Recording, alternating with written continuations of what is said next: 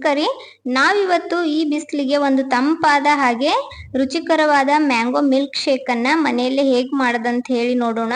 ತುಂಬಾ ಸರಳವಾಗಿ ಈ ಮ್ಯಾಂಗೋ ಮಿಲ್ಕ್ ಶೇಕ್ ಅನ್ನ ಮಾಡ್ಕೊಳ್ಬಹುದು. ಮಾವಿನಕಾಯಿ ಸೀಸನ್ ಇದೆ ಅಲ್ವಾ, ಅದಕ್ಕೋಸ್ಕರ ಈ ತರ ಏನಾದರೂ ಮನೆಯವರೆಲ್ಲ ಎಂಜಾಯ್ ಮಾಡ್ಕೊಂಡು ಖುಷಿ ಪಟ್ಟು ಇದನ್ನ ಕುಡಿತಾರ. ಇದನ್ನ ಹೇಗೆ ಮಾಡೋದು ನೋಡೋದಕ್ಕಿಂತ ಮುಂಚೆ ಯಾರೆಲ್ಲ ಚಾನೆಲ್ನ ಸಬ್ಸ್ಕ್ರೈಬ್ ಮಾಡದೆ ವಿಡಿಯೋ ನೋಡ್ತಾ ಇದ್ದೀರಾ, ದಯವಿಟ್ಟು ಚಾನೆಲ್ನ ಸಬ್ಸ್ಕ್ರೈಬ್ ಮಾಡಿಕೊಂಡು ವಿಡಿಯೋ ನೋಡಿ ಸಪೋರ್ಟ್ ಮಾಡಿ. ಒಂದು ಹಣ್ಣಾದ ಮಾವಿನ ಹಣ್ಣು ತಗೊಂಡು ಅದನ್ನ ನೀಟಾಗಿ ವಾಶ್ ಮಾಡಿಕೊಂಡು ಇವಾಗ ಅದನ್ನ ಕಟ್ ಮಾಡ್ಕೊಳ್ಳೋಣ. ಇದನ್ನ ಕಟ್ ಮಾಡಿ ಅದರ ಒಳಗಡೆ ಇರುವ ಎಲ್ಲ ಪಲ್ಪ್ ಅನ್ನ ತೆಗೆದು ಒಂದು ಮಿಕ್ಸರ್ ಜಾರ್ ತಗೊಂಡು ಮಿಕ್ಸರ್ ಜಾರಿಗೆ ಹಾಕೊಳ್ಳೋಣ. ಹಣ್ಣಾಗಿರೋ ಮಾವಿನಕಾಯಿ ಇದ್ರೆ ತುಂಬಾ ಚೆನ್ನಾಗಿ ಬರ್ತದ.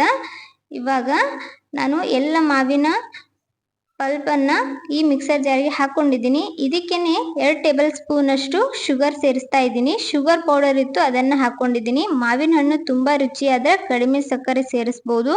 ಇವಾಗ ಒಂದು ಏಲಕ್ಕಿನ ಹಾಕೊಂಡಿದ್ದೀನಿ. ಏಲಕ್ಕಿ ಫ್ಲೇವರ್ ಇಷ್ಟಪಡದೆ ಇರೋರು ಇದನ್ನ ಸ್ಕಿಪ್ ಮಾಡಬಹುದು. ಎಷ್ಟು ಬೇಕು ಅಷ್ಟು ಹಾಲನ್ನ ಹಾಕೊಂಡು ನಾನಿಲ್ಲಿ ತಣ್ಣನ ಹಾಲನ್ನ ಹಾಕೊಂಡಿದ್ದೀನಿ.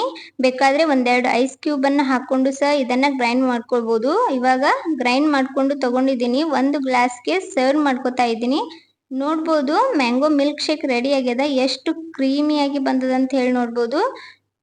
ಮಾವಿನ ಹಣ್ಣಿನ ಈ ಸೀಸನ್ಗಳಲ್ಲಿ ನಾವು ಈ ತರ ಮ್ಯಾಂಗೋ ಮಿಲ್ಕ್ ಶೇಕ್ ಅನ್ನ ಮಕ್ಕಳಿಗೆ ಮಾಡಿಕೊಟ್ರೆ ತುಂಬಾ ಇಷ್ಟಪಟ್ಟು ಕುಡಿತಾರ, ಹಾಗೆ ಖುಷಿಪಟ್ಟು ಇದನ್ನ ಕುಡಿತಾರ. ಹೊರಗಡೆ ನಾವು ಅದು ಇದು ಕೊಡ್ಸೋ ಬದಲು ಈ ತರ ಮನೆಯಲ್ಲೇ ನ್ಯಾಚುರಲ್ ಆಗಿ ಮಾಡಿಕೊಟ್ರೆ ನಮಗೂ ಸಹ ಸಮಾಧಾನ ಇರ್ತದ, ಅವರು ಕೂಡ ಹೆಲ್ತಿಗೆ ಒಳ್ಳೆಯದು.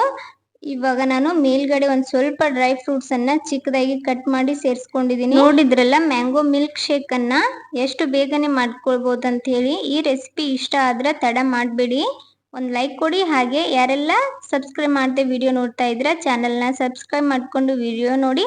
Thanks for watching video.